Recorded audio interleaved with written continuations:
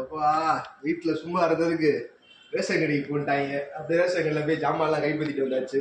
வாங்க இப்போ ரேஷன் கடையில் என்னென்ன ஜாமான் கொடுத்தாங்கன்னு பார்க்கலாமா? வாங்க. அப்பா இது வந்து எண்ணெய், இது வந்து சீனி, பரவாயில்ல கொஞ்சம் வெள்ளையாக இருக்குது. இது வந்து என்ன கொடுத்துருக்காங்க, இது வந்து பருப்பு. மாதத்தை கிடைப்பதை வாங்கினாலும் கொஞ்சம் கூட்டம் கம்மியாக இருக்குது சொல்லிட்டு வாங்குறது. பருப்பு தெரியுதா அவங்களுக்கு? பார்த்துக்குங்க, தெரியுதா? பருப்பு கொஞ்சம் இதாக தான் இருக்கும்.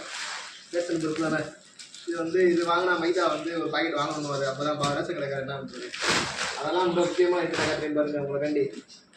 சரிங்களா? பக்கத்தில் வாங்க பார்த்துக்குங்க. இந்த அரிசியை பார்த்தீங்கன்னா எப்படி இருக்குன்னு. இந்த அரிசி வந்து பொன்னி, சம்பா, ரம்பா அரிசி மாதிரி. இந்த அரிசி வந்து திராவிட அரிசி.